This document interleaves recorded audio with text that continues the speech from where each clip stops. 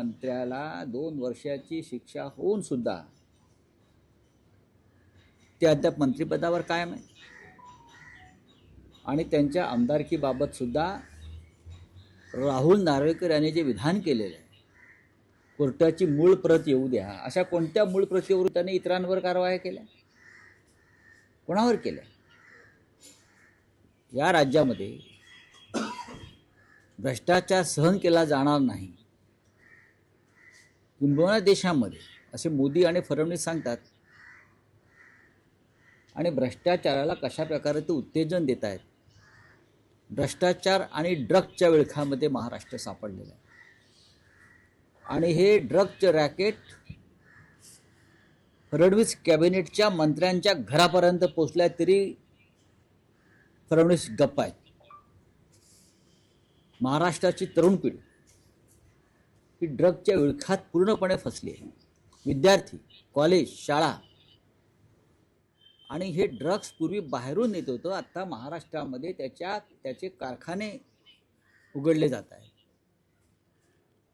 जी काय गुंतवणूक येणाऱ्या उद्योगाची हीच आहे का महाराष्ट्रात? जे फडणवीस सांगतात की महाराष्ट्रामध्ये मोठ्या प्रमाणामध्ये उद्योग येणार आहेत, गुंतवणूक येणार आहे, हे ड्रग्जचे कारखाने म्हणजे गुंतवणूक आहे का? महाराष्ट्राच्या उपमुख्यमंत्र्याच्या भावाचं नाव आलेलं आहे साताऱ्यात. खरं म्हणजे मुख्यमंत्र्यांनी तात्काळ सातारच्या पोलीस अधीक्षकांवर कारवाई केली पाहिजे. हे जे कोणी तुषार दोषी आहेत त्यांनी कसं आणि कोणाला या ड्रग्ज रॅकेटमधून वाचवायचा प्रयत्न केला हे काल आमच्या सुषमा अंधारे यांनी स्पष्ट केलेलं. ते खोटं असेल तर त्यांनी पुढे येऊन सांगावं. पण या राज्यामधलं ड्रग्ज रॅकेट आता सत्ताधाऱ्यांच्या घरापर्यंत पोचलं असेल आणि तिथून ही सगळी यंत्रणा राबवली जात असेल, त्या महाराष्ट्रात काय राहील? बेगुमानपणे झाडं तोडली जात आहेत, हत्या होत आहेत, भ्रष्टाचार होतोय, मंत्रीच वॉन्टेड राहतात, मंत्री परागंदा होतात, मंत्र्यांवरती भ्रष्टाचाराचे आरोप सिद्ध होणे, त्यांच्यावर कारवाई होत नाही. आणि हे ड्रग्जचं रॅकेट ही अत्यंत गंभीर गोष्ट आहे महाराष्ट्रात. राऊत, एका बाजूला माणिकराव कोकाटे यांचं मंत्रिपद जाण्याच्या वाटेवर असताना दुसऱ्या बाजूला धनंजय मुंडे हे स्वतःच्या मंत्रिपदासाठी फिल्डिंग लावतायत असं दिसतंय. काल अमित शहांची दिल्लीत भेट घेतली आहे. नाही, अमित शहा, प्रफुल्ल पटेल आणि त्यांची जे बाकीचे वरिष्ठ नेते त्यांना देखील न सांगता ते अमित शहांकडे गेले अशी देखील माहिती. नाही, असू शकेल. अमित शहा हे पक्ष फोडण्यामध्ये पटाईत असतात, माणसं फोडण्यात, सत्तेचा वापर करून, आमिष दाखवून. धनंजय मुंडे मंत्री होतील की नाही याच्याविषयी मी आता सांगू शकत नाही, पण मला असं वाटतं की त्यांना मंत्रिपदी परत स्थानापन्न करणं हे फडणवीसांना सोपं नाही. ज्या पद्धतीनं बीडमध्ये धनंजय देशमुख यांचा खून झाला आणि त्याच्यामध्ये संतोष देशमुख, आणि त्याच्यामध्ये मुंडे यांचं समर्थन असलेल्या गुंडांच्या टोळ्या सहभागी होत्या. याच कारणासाठी त्यांना मंत्रिपदावरून जावं लागलं ना. मग ते कारण संपलं का? अजूनही वाल्मिक कराड जेलमध्ये आहे, अजूनही खटला संपलेला नाही. अशा वेळेला ज्यांच्यावरती गंभीर स्वरूपाचे आरोप आणि गुन्हे होते अशांना परत मंत्रिमंडळात घेण्याचं पाप फडणवीस करतील असं मला वाटत नाही. 2 मंत्री फडणवीस मंत्रिमंडळातले भ्रष्टाचार आणि गुंडागर्दी या आरोपावरून जात आहेत किंवा गेले. हा या सरकारला लागलेला काळीमा आहे. 2 मंत्री गेले एकाच गटाचे. खरं म्हणजे शिंदे गटाचे असे असंख्य मंत्री आहेत, त्यांना तात्काळ बरखास्त केलं पाहिजे. पैशाच्या बॅगा दाखवत आहेत, पैसे मोजताना दिसत आहेत, असं असंख्य विषय आहेत. पण देवेंद्र फडणवीस टप्प्याटप्प्यानं गेम करतील, टप्प्याटप्प्यानं, आणि शेवटचा घाव ते मिंद्यांवरच घालतील याची मला पूर्ण खात्री आहे. धनंजय मुंडे नंतर आता माणिकराव कोकाटे. नाही, कोकाटे ही हिट विकेट आहे.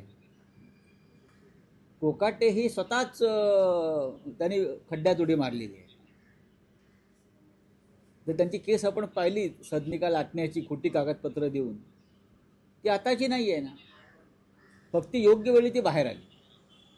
ते कसं फडणवीसांमध्ये नक्कीच आहे. नाही, पण राऊत साहेब अगदी शेवटच्या क्षणापर्यंत कोकाटेंना वाचवण्याचा सरकारचा प्रयत्न अजूनही दिसतोय. सुरू आहे. पण तो का असावा असं तुमचं मत आहे? अजूनही सुरू आहे. आम्ही भ्रष्टाचारांना पाठीशी घालतो आणि शेवटपर्यंत त्यांच्या पाठीशी उभे राहतो हा संदेश त्यांनी दिला. त्याच्यामुळे सर्व भ्रष्टाचारांनी जे आमदार खासदार नेते आहेत भ्रष्ट त्यांनी आमच्या पक्षात यावं, तुम्हाला पूर्ण संरक्षण मिळेल, हा तो संदेश आहे. तसं नसतं तर अमित शहा काल धनंजय मुंडेंना भेटले नसते. अमित शहा काल धनंजय मुंडेंना भेटले, हा सुद्धा तो संदेश आहे. काही करा आणि आमच्याकडे या, आम्ही तुमच्या पाठीशी आहोत. हा संदेश महाराष्ट्रात फडणवीस देत आहेत, हा संदेश दिल्लीमध्ये अमित शहा देत आहेत. ड्रग्स प्रकरणाचा तुम्ही उल्लेख केला, त्यामध्ये एकनाथ शिंदे यांचे सख्खे बाबा आहेत प्रकाश शिंदे, त्यांनी असं म्हटलंय की त्या ड्रग्स कारखान्याशी माझा काही संबंध. चौकशी व्हायला काय हरकत आहे? तुषार दोशी पोलीस अधीक्षक यांनी ज्या पद्धतीनं चौकशीतून आणि FIR मधून त्यांची नावं वगळलेली आहेत, काल मला वाटतं पुरेशी माहिती सुषमा अंधारे यांनी दिलेली, त्याच्यावर त्याने खुलासा केला पाहिजे. ड्रग्स रॅकेट आपल्या घरापर्यंत पोहोचला आहे, तुमची आता पळापळ चाललेली आहे. तुषार दोशी जे पोलीस अधीक्षक आहेत त्यांचे कॉल रेकॉर्ड तुम्ही चेक करा. मंत्रालयातून आणि उपमुख्यमंत्रीच्या कार्यालयातून आणि नंदगिरीवरून किती आणि कसे फोन सातत्याने जात होते सातारच्या पोलीस अधीक्षकांच्या कार्यालयात, हे तुम्हाला कळेल. मग का धावाधाव का झाली? राऊत साहेब, महाराष्ट्राच्या राजकारणात दोन्ही पवार आणि त्यांचे पक्ष एकत्र येण्याची एकूण प्रक्रिया किंवा तशी चर्चा जोरात आहे. तुमचं काय मत आहे? कारण शरद पवारांचा पक्ष फुटून अजित पवार बाहेर पडले, वेगळ्या घडामोडी महाराष्ट्रात घडल्या गेल्या 2-2.5 वर्षामध्ये. त्यानंतरही असं म्हटलं जातं की भाजपचा पराभव करण्यासाठी काही ठिकाणी हे पक्ष युती करणार आहे. आता भाजपचा पराभव अजित पवार कसे काय करणार? हिंमत आहे का? म्हणजे हा तर्कच मला पटत नाही की भाजपचा पराभव करण्यासाठी पवार एकत्र येतात. म्हणजे अजित पवारांचं, अजित पवार हे भाजपचा पराभव कसे करू शकणार जे भाजपच्या युतीमध्ये आहेत किंवा भाजपच्या पालखीचे भुई आहेत? ते भाजपचा पराभव कसं करणार? काही तर्क पटतील अशा पद्धतीनं विधानं करणं गरजेचं आहे. नाही, पण हां, आम्ही राज ठाकरे व उद्धव ठाकरे एकत्र आहेत तो भाजपचा पराभव करण्यासाठी. कारण राज ठाकरे भाजपाच्या कोणत्याही गटात किंवा गोटात नाही, उद्धव ठाकरे नाही, आम्ही दोघे एकत्र आहोत. आमची भूमिका स्पष्ट आहे, भाजपचा पराभव करायचा आहे. पण अजित पवार हे भाजपचा पराभव कसा करतील? एकनाथ शिंदे भाजपचा पराभव कसा करतील? लगेच तुरुंगात जातील.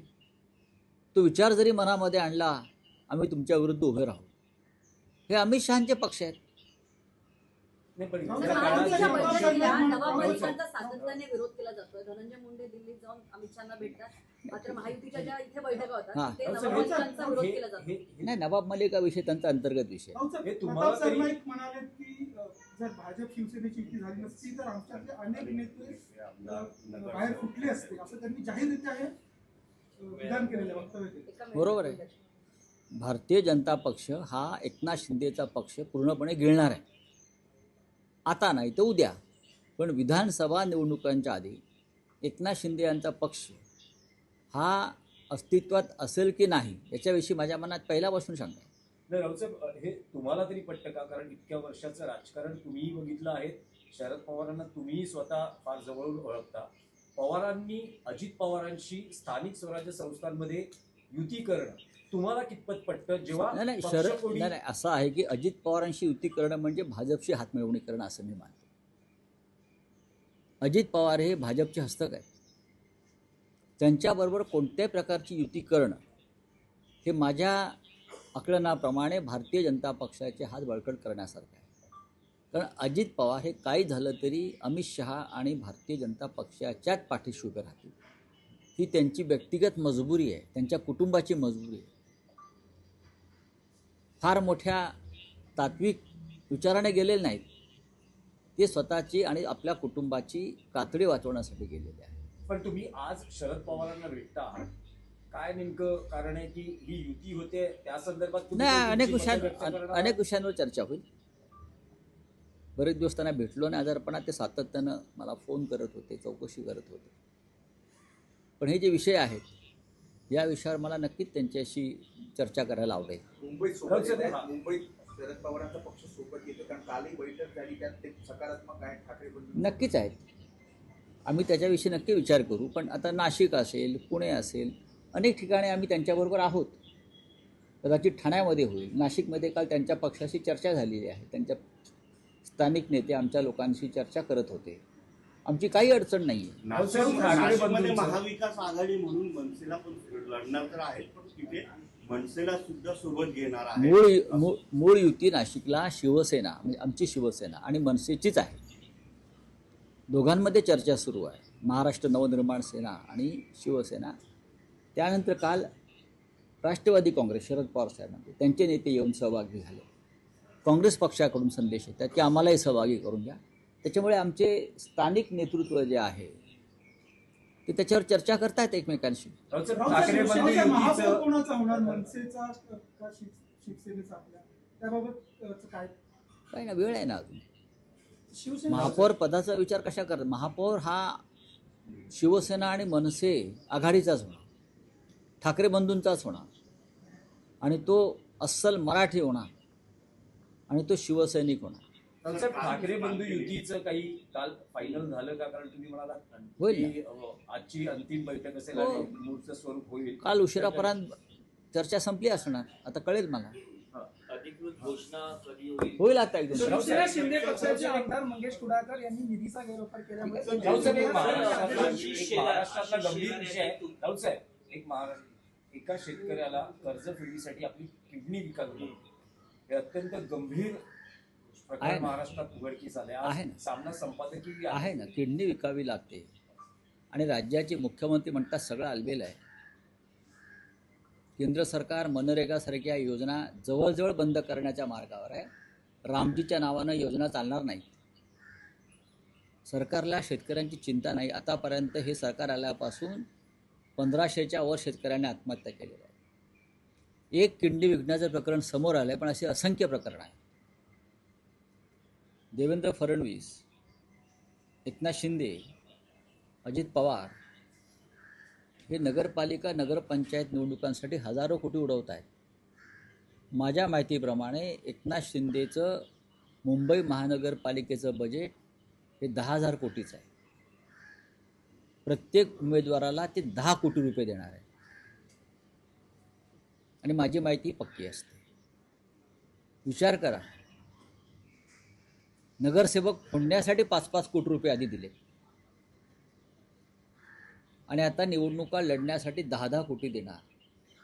आणि महाराष्ट्रामध्ये शेतकरी कर्ज फेडण्यासाठी खाजगी सावकाराकडे कर्ज फेडण्यासाठी आपली किडनी विकतो. यांना लाज वाटली पाहिजे. मुख्यमंत्र्यांना आणि उपमुख्यमंत्र्यांना लाज वाटली पाहिजे या गोष्टीची. त्यांच्या राज्यामध्ये प्रजा जन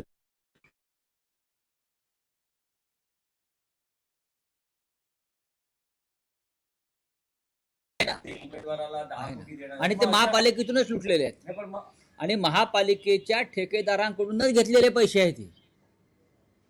हे पैसे कदाचित आता ड्रग्समधून आले असतील. आता एक नवीन लिंक्स आली आहे. ड्रग्समध्ये 145 कोटीचं ड्रग्ज जर त्यांच्या घराच्या किंवा रिसॉर्टच्या आवारात सापडतं, 145 कोटीचं ड्रग्स. त्यानंतर परत पाचगणीमध्ये 40 कोटीचं मॅन्ड्रेक्स सापडलं मोठ्या म्हणजे त्याच परिसरामध्ये सातारा, पाचगणी याच परिसरामध्ये ड्रगचे कारखाने का उभे राहिले? कोण याच्या पाठीशी आहे? सरकार कोणाचं आहे? साताऱ्यात हेलिकॉप्टर कोणाची उडतात आणि उतरतात? हा विचार देवेंद्र फडणवीस यांनी केला पाहिजे आणि ताबडतोब याची चौकशी करण्यासाठी एक हाय लेवल SIT त्यांनी स्थापन केली पाहिजे. राऊत साहेब, पण मग एवढ्या मोठ्या पॅकेज पुढे ठाकरे बंधूंच्या युतीचा निभाव कसा लागणार? लागेल. पैसेच आहेत ना, बाकी काय? पाहू की पैशाने मराठी माणूस किती विकला जातोय. त्यांना वाटत असेल की विकला जाईल मुंबईतला. आम्हाला खात्री आहे तो आमच्याबरोबर राहील. कारण पण आजकाल आशिष शेलार हे तुमच्यावरनं टीका करतायत, वेगळ्याच टीका करतायत. तुमच्यावर देखील त्यांनी करूया. करून टीका केली आहे. करू द्या. ते सांस्कृतिक मंत्री आहेत. त्यांना साहित्य, कला कविता याच्याविषयी त्यांनी सातत्यानं अभ्यास केला पाहिजे. साहित्य संमेलनं, कवी संमेलनं यात त्यांनी सहभागी व्हायला पाहिजे. सांस्कृतिक उत्सव, चित्रपट उत्सवात त्यांनी सहभाग घेतला पाहिजे. आणि त्यांना कविता आवडतात, मला माहिती आहे, माझे मित्र आहेत ते, त्यांचं वाचन फार दांग आहे.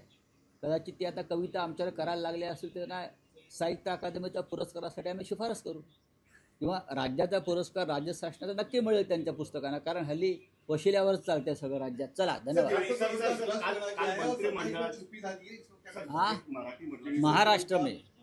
महाराष्ट्र में उप मुख्यमंत्री एकनाथ शिंदे के भाई के रिसोर्ट में 145 करोड़ का ड्रग्स मिला है और उसको बचाने की कोशिश चल रही है.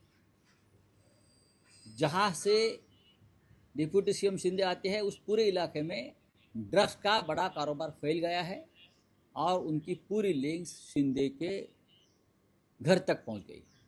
क्या करते हैं गृह मंत्री देवेंद्र फडणवीस जी, मुझे बताइए. यही ड्रग्स का पैसा महाराष्ट्र की राजनीति में आया है और यही ड्रग्स के पैसे से विधायक और सांसद को खरीदा गया है और चुनाव लड़ा जा रहा है. अमित शाह जी ने जो गृह मंत्री है देश के, पूरे देश से ड्रग्स को ख़त्म करने का ऐलान किया है ना, तो जो व्यक्ति आपको मिलने को आता है हमेशा और आप उनको आशीर्वाद देते हो, एकनाथ शिंदे, उनके घर तक ये ड्रग्स का रैकेट पहुंचा है. क्या करेंगे राज्य के गृह मंत्री फडणवीस और देश के गृह मंत्री अमित शाह, मुझे बताइए. Thank you.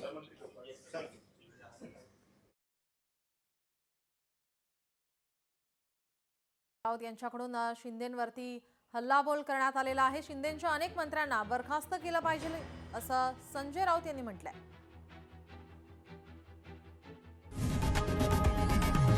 लोकशाही मराठी ऐका, पहा, जागरूक रहा.